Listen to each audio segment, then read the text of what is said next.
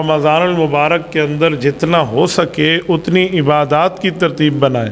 میں مثال کے طور پہ کہنے لگا ہوں، اگر کسی کو گالیاں دینے کی عادت ہے، گناہ کرنے کی عادت ہے، خطا کرنے کی عادت ہے، نافرمانیوں کی عادت ہے، لڑائیوں کی عادت ہے، یہ رمضان المبارک کا مہینہ یوں نہیں ہے کہ بندہ اس میں عام مہینوں کی طرح لڑتا بھی رہے، اپنے لیے لڑائی کا ٹائم بھی نکالے، فساد کا ٹائم بھی نکالے، لوگوں سے جھگڑے کا ٹائم بھی نکالے۔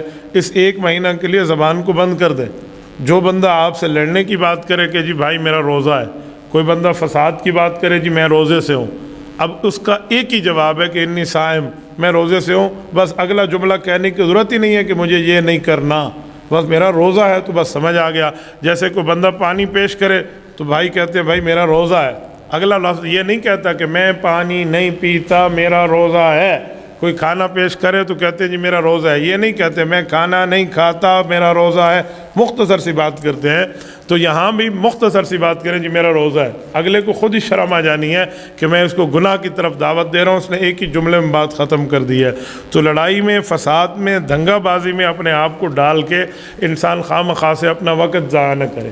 رمضان کا ایک ایک لمحہ قیمتی ہے، ایک ایک وقت قیمتی ہے۔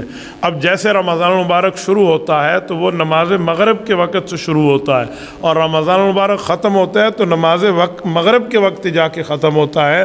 اس لیے آپ اور ہم ایک رات پہلے تراویح شروع کر دیتے ہیں، رمضان بعد میں ہے، کیونکہ وہ دن یہ رات یہ ایک دوسرے کے تابع کے معاملات میں ابھی سے شروع ہے۔ تو رمضان المبارک جیسے شروع ہو اس سے پہلے بندہ اپنے یہ فساد، یہ غلط معاملات سے بالکل توبہ طیب ہو چکا ہو اور ختم کر چکا ہو ان چیزوں۔